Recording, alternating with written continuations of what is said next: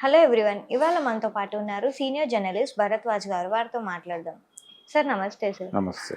Sir Jagan bail రద్దు petition మళ్ళీ ఎందుకు వాయిదా పడింది సార్? అంటే గతంలో జరిగిన మిస్టేకే మళ్ళీ జరిగింది. అంటే యాక్చువల్గా జగన్మోహన్ రెడ్డికి సంబంధించిన కేసుల్లో సిబిఐ కేసులు ఉన్నాయి, ఈడీ కేసులు ఉన్నాయి.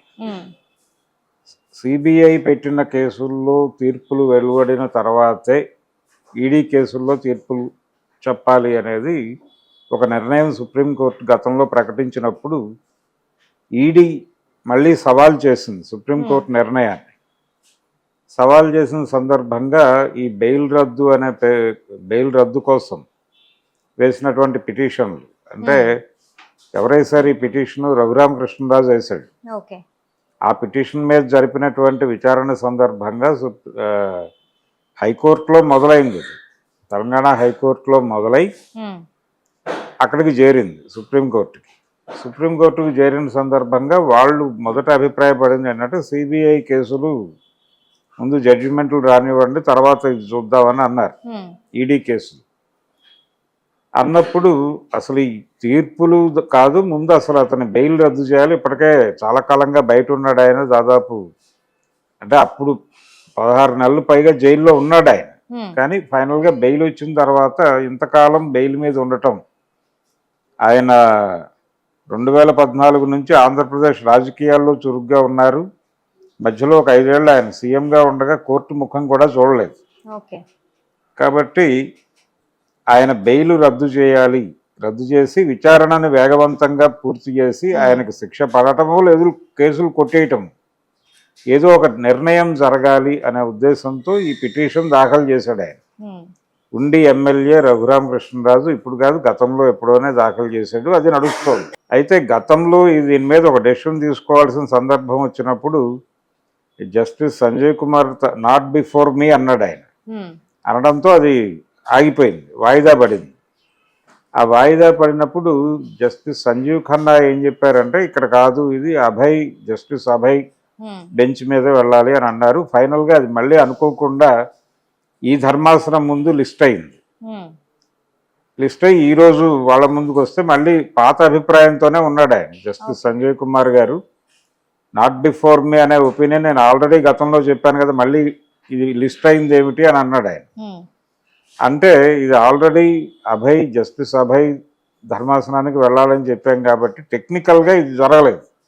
ఆ రోజే ఆదేశాలు ఇవ్వటం జరిగింది జస్టిస్ సంజీవ్ ఖన్నా, కానీ దాని అమలు జరగకపోవడం వలన అది మళ్ళీ ఇదే ధర్మాసనం ముందుకు రావడంతో రిపీట్ అయింది. రిపీట్ అయ్యి ఇప్పుడు మళ్ళీ వాయిదా పడింది. మళ్ళీ ఇప్పుడు అక్కడికి పంపిస్తారు. అక్కడ మళ్ళీ విచారణ జరిగి వారే నిర్ణయం ప్రకటిస్తారు. డెఫినెట్గా టైం తీసుకుంటుంది అది. అంటే ఈ పిటిషన్ మీద ఇమ్మీడియట్ నిర్ణయం లేదు, ఇమ్మీడియట్గా ఆయన జైలుకి వెళ్ళే పరిస్థితి లేదు.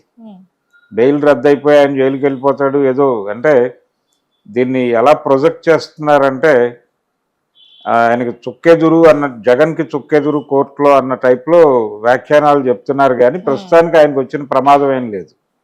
ఆయన బెయిల్ కొనసాగుతుంది.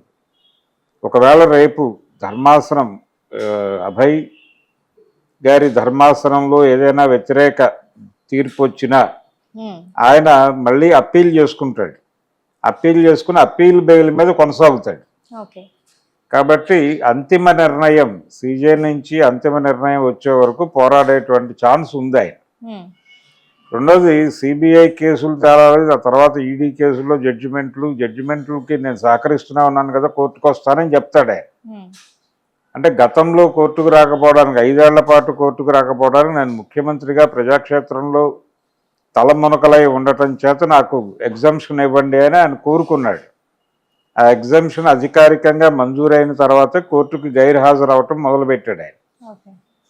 పైగా కోర్టుకు వస్తే దాదాపు నేను కోర్టుకు వస్తే 60 లక్షలు ఖర్చు అవుతుంది అనే మాట కూడా చెప్పాడు ఆ రోజున. ఆ ఖర్చు నివారించడానికి నేను కోర్టుకు రావడం లేదు అని. అంటే సీఎంగా ఆయనకు ఉండేటువంటి కాన్వాయి, ప్రోటోకాల్, ఈ వ్యవహారం, అలాగే అక్కడి నుంచి ఇక్కడికి వచ్చి హైదరాబాద్లో ఉంది కేసు, ఇక్కడికి వచ్చి ఇక్కడ స్టే చేసి ఈ ఖర్చులు ఇవన్నీ కలిపి 60 లక్షల పైన ఏదో బిల్ చెప్పారు వాళ్ళు. ఇలా రకరకాల డ్రామాలు నడుస్తున్నాయి ఈ గొడవలో.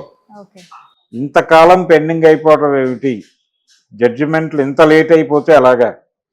అంటే ఏదైనా ఒక కేసులో ఒక తీర్పు ఆలస్యం అయితే ఒక రకంగా న్యాయం జరగనట్టుగానే భావించాల్సి ఉంటుంది అనే అభిప్రాయం ఉంది. ఇది కోర్టు కూడా చాలా సందర్భాల్లో అభిప్రాయపడింది.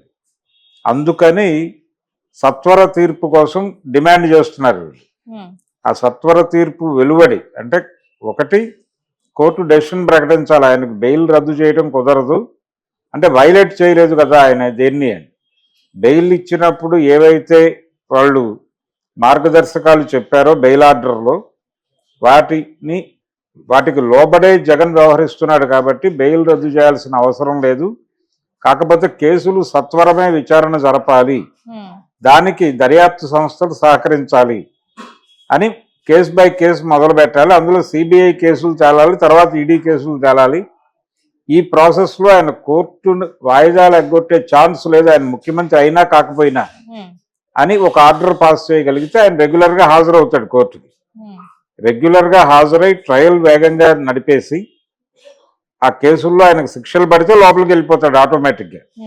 ఒక కేసులో శిక్ష పడినా లోపలికి వెళ్ళిపోతాడు, లోపల నుంచి ఆయన మీద విచారణ జరుగుతుంది మిగిలిన కేసుల్లో. అందుకని కోర్టులు ఈ కేసు విషయంలో కొంచెం ప్రత్యేక శ్రద్ధ తీసుకోవాలి అనేది అయితే చాలా అత్యవసరంగా కనిపిస్తోంది. అందుకని అంటే దీని మీద ఎక్కువ కాలం లాగటం కూడా మంచిది కాదు. ఎందుకు మంచిది కాదంటే